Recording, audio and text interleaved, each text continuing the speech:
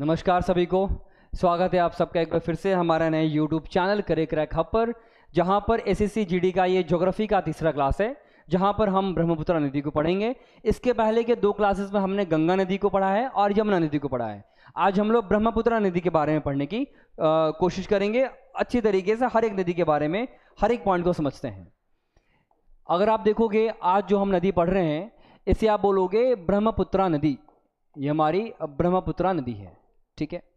तो ब्रह्मपुत्र नदी के बारे में सबसे पहला पॉइंट आपको समझना पड़ेगा कि ब्रह्मपुत्र नदी का ओरिजिन कहाँ से है, ब्रह्मपुत्र नदी का उद्गम कहाँ से होता है, ठीक है। यानी कि ब्रह्मपुत्र नदी जो कि हमारे भारत के अंदर आके फ्लो करती है, ब्रह्मपुत्र नदी का निकलती कहाँ से, उस नदी का ओरिजिन कहाँ से है। ओरिजिन के बारे में अगर बात कीजिएगा तो एक ग्लेशियर है, इस ग्लेशियर का नाम होता है अंसी ग्लेशियर। क्या नाम है इस ग्लेशियर का? अंसी ग्लेशियर नाम है। देखिएगा, एक ग्लेशियर है, इसे हम लोग अंसी ग्लेशियर के नाम से जानते हैं। तो अंसी ग्लेशियर होगा, अंसी ग्लेशियर से ब्रह्मपुत्र नदी का ओरिजिन है। अंसी ग्लेशियर है कहाँ? याद रखेंगे, अंसी ग्लेशियर मानसरोवर ग्लेशियर के पास है, मानसरोवर ग्लेशियर के पास पड़ेगा। और ये दोनों ग्लेशियर कहाँ हैं? ये दोनों ग्लेशियर तिब्बत और चाइना के क्षेत्र में पड़ेगा, तिब्बत और चाइना के रीजन में, चाइना के एरिया में पड़ता है। यानी कि अगर बात करोगे ब्रह्मपुत्र नदी का ओरिजिन कहाँ है, याद रखेंगे ब्रह्मपुत्र नदी का ओरिजिन होगा अंसी ग्लेशियर से। और अंसी ग्लेशियर कहाँ पर होगा? अंसी ग्लेशियर मानसरोवर ग्लेशियर के पास में है। और ये जो मानसरोवर ग्लेशियर है, ये ग्लेशियर कहाँ है? ये दोनों ग्लेशियर तिब्बत के रीजन में होगा, ये दोनों ग्लेशियर तिब्बत के क्षेत्र में होगा। और जो ये जो ग्लेशियर है तिब्बत और चाइना के रीजन में मिलेगा, ठीक है। तिब्बत जो पहले अलग था, अभी तिब्बत को चाइना ने एक्वायर कर लिया है, तो आप तिब्बत को चाइना भी बोल सकते हो। तिब्बत का जो क्षेत्र होगा आप उसे चाइना भी बोल लो, ठीक है। तो अंसी ग्लेशियर का ओरिजिन, ब्रह्मपुत्र नदी का ओरिजिन है अंसी ग्लेशियर से, जो कि मानसरोवर ग्लेशियर के पास है। और ये दोनों ग्लेशियर चाइना तिब्बत के क्षेत्र में होगा। पहला पॉइंट ब्रह्मपुत्र नदी के बारे में। दूसरा पॉइंट, ब्रह्मपुत्र नदी की लंबाई कितनी है? याद रखेंगे, ब्रह्मपुत्र नदी की लंबाई होती है 2900 किलोमीटर, ये ब्रह्मपुत्र नदी की लंबाई। तीसरे पॉइंट में अगर पूछेगा कि ब्रह्मपुत्र नदी पूरे विश्व के कितने देशों में फ्लो करती है, सर देश कितने होंगे? ब्रह्मपुत्र नदी पूरे विश्व के 3 देशों में फ्लो करती है। अगर मैं आपको ब्रह्मपुत्र नदी के बारे में समझाऊं तो आप देखेंगे, ये होगी, आप मान लो कि ये आपकी पूरी की पूरी ब्रह्मपुत्र नदी है। देखेंगे, आप समझेंगे कि ये हमारी पूरी की पूरी ब्रह्मपुत्र नदी है।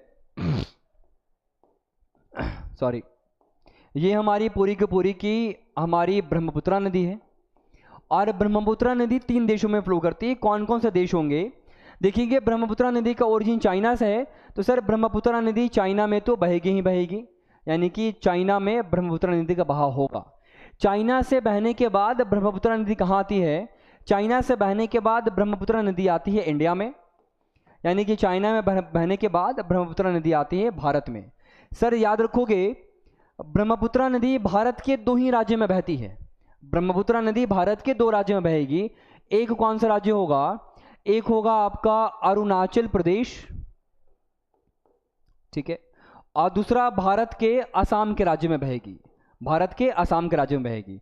और असम से निकल करके ब्रह्मपुत्र नदी चली जाती है बांग्लादेश, ठीक है। और बांग्लादेश के अंदर, मैं ज़रा हिंदी में भी लिख दूं,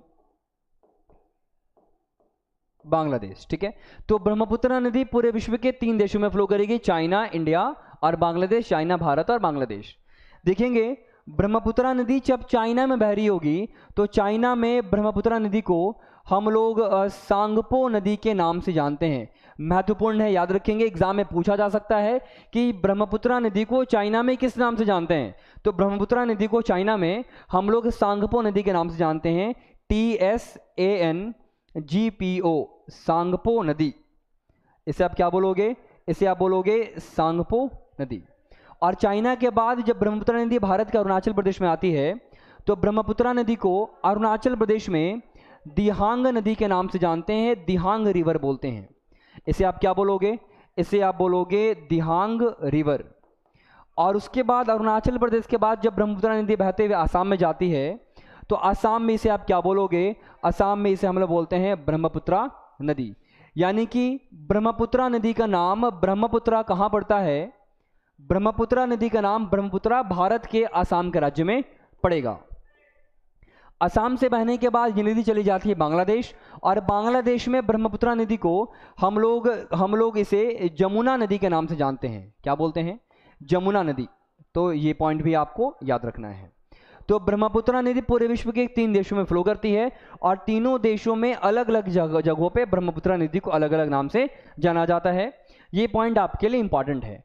तो ब्रह्मपुत्रा नदी का ओरिजिन, उसकी लंबाई, और ब्रह्मपुत्रा नदी पूरे विश्व के 3 देशों में बहती है। ये 3 पॉइंट यहाँ पर आते हैं। जरा अगले पॉइंट में ब्रह्मपुत्रा नदी के बारे में चौथा पॉइंट देखते हैं कि ब्रह्मपुत्रा नदी का ओरिजिन कहाँ से होता है। मैंने बोला कि ब्रह्मपुत्रा नदी भारत के आसाम, अरुणाचल प्रदेश और असम के राज्य में बहती है। एग्जाम में पूछेगा कि ब्रह्मपुत्रा नदी भारत के किस क्षेत्र से भारत में इंटर करती है। ब्रह्मपुत्रा नदी तो चाइना में बह रही है, चाइना से बहते बहते आती है पहले अरुणाचल प्रदेश, अरुणाचल प्रदेश के किस जगह से इंडिया में इंटर करती है। आप देखेंगे ज्योग्राफी में आपको एक शब्द मिलेगा, ज्योग्राफी जब भी आप पढ़ रहे हो तो आपको एक शब्द मिलेगा पास।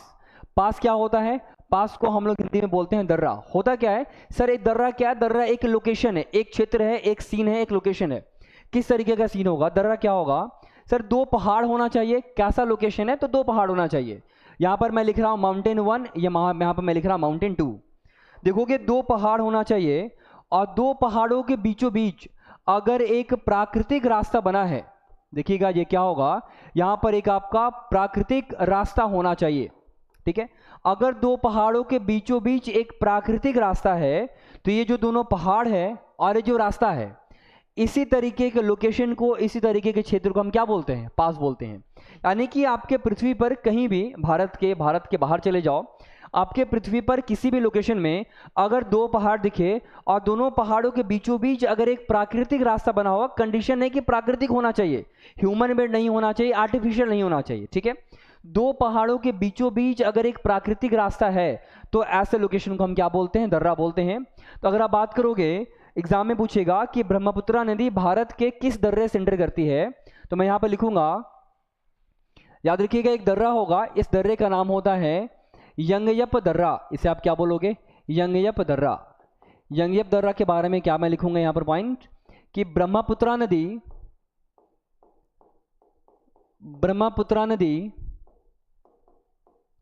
भारत के यंगयप दर्रा से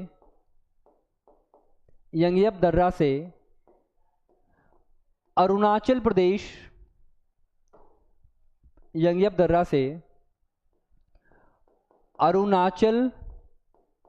प्रदेश में आती है। ठीक है, यानी कि अगर आपसे एग्जाम में पूछता है कि ब्रह्मपुत्रा नदी भारत के कितने राज्यों में बहेगी? सर 2 राज्य, अरुणाचल प्रदेश और असम। अरुणाचल प्रदेश के किस जगह से ब्रह्मपुत्रा नदी अरुणाचल प्रदेश में आती है? एक दर्रा है, दर्रा का नाम क्या होगा? यंगयप दर्रा। तो यंगयप दर्रा के बारे में क्या, तो ब्रह्मपुत्रा नदी भारत के यंगयप दर्रा से अरुणाचल प्रदेश में आती है। ये पहले पॉइंट को आप याद रखेंगे।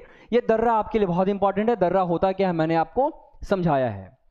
5वें पॉइंट में अगर बात करोगे तो आपसे पूछा जाएगा कि ब्रह्मपुत्रा नदी की सहायक नदियों के नाम बताएं। कौन कौन सी नदियां हैं जो ब्रह्मपुत्रा नदी की सहायक नदी कहलाती हैं? ठीक है, तो सहायक नदी में सबसे पहला एक नदी का नाम याद रखना है, इसे आप बोलते हो तीस्ता नदी। तीस्ता नदी ब्रह्मपुत्रा नदी की सहायक नदी कहलाएंगी। इसे आप क्या बोलोगे? इसे आप बोलोगे तीस्ता नदी। दूसरे पॉइंट में अगर बोलिएगा कि ब्रह्मपुत्रा नदी की दूसरी कौन सी सहायक नदी है, याद रखिएगा एक और नदी होगी, इसे आप बोलोगे मानस नदी।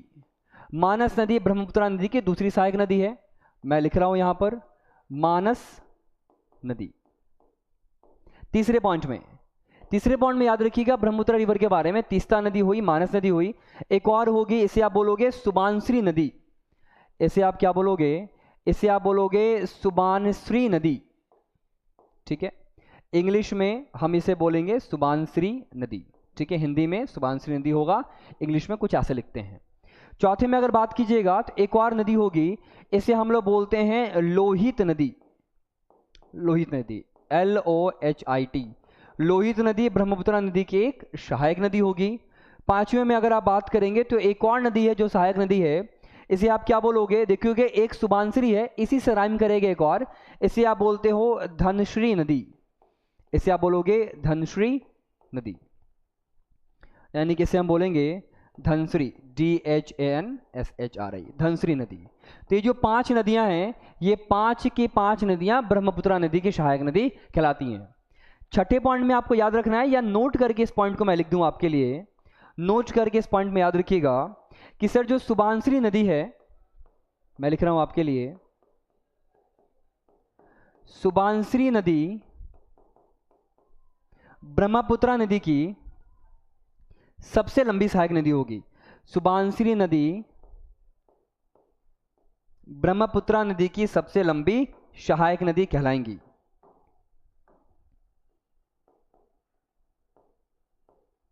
सुबानश्री नदी ब्रह्मपुत्रा नदी की सबसे लंबी सहायक नदी है।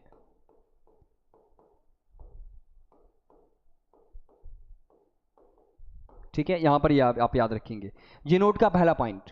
नोट का दूसरा पॉइंट याद रखेंगे कि सुबानश्री नदी के बारे में, ब्रह्मपुत्रा नदी के बारे में, सर सुबानश्री नदी तो सबसे पहले सबसे लंबी सहायक नदी है, सबसे छोटी सहायक नदी कौन सी होगी? तो याद रखोगे लोहित नदी, याद रखिएगा लोहित नदी। लोहित नदी ब्रह्मपुत्रा नदी की सबसे छोटी सहायक नदी है, यानी कि इस नदी की लंबाई बहुत कम है, सबसे छोटी सहायक नदी है। इस पॉइंट को आप यहां पर याद रखेंगे। तो ब्रह्मपुत्रा नदी के सहायक नदी के नाम याद रखेंगे, सबसे लंबी सहायक नदी कौन है और सबसे छोटी सहायक नदी कौन होगी, ये भी पॉइंट को आपको यहां पर याद रखना है। तो ये हो गए हमारे ब्रह्मपुत्रा नदी के बारे में 5वां पॉइंट, और नोट में हमने 2 पॉइंट को एक्स्ट्रा पढ़ा है। यहां पर जो मैंने आपके लिए एक लोहित नदी लिखा है ना, लोहित नदी के बारे में आपको एक पॉइंट जानना है। ठीक है, मैं यहाँ पर एक इंपॉर्टेंट करके एक पॉइंट जानेगा लोहित नदी के बारे में। ठीक है, इसे आप क्या बोलोगे? इसे आप बोलोगे लोहित नदी। ठीक है, लोहित नदी के बारे में सबसे पहला पॉइंट देखोगे कि लोहित नदी के ऊपर एक ब्रिज बनाया गया है। हमारे जो मिनिस्ट्री ऑफ रोड एंड जो ट्रांसपोर्ट, उनके जो हेड है नितिन गडकरी साहब, उनके द्वारा, यानी कि उनके प्रोजेक्ट के द्वारा लोहित नदी के ऊपर एक ब्रिज है। लोहित नदी के ऊपर जो ब्रिज बनाया गया है, उस ब्रिज का नाम क्या है? उस ब्रिज का नाम पूछा जा सकता है, उस ब्रिज का नाम होगा भूपेन हजारिके ब्रिज। भूपेन हजारिके ब्रिज। ठीक है, यानी कि लोहित नदी के ऊपर कौन सा ब्रिज है? लोहित नदी के ऊपर एक ब्रिज बनाई गई है, भूपेन हजारिके ब्रिज।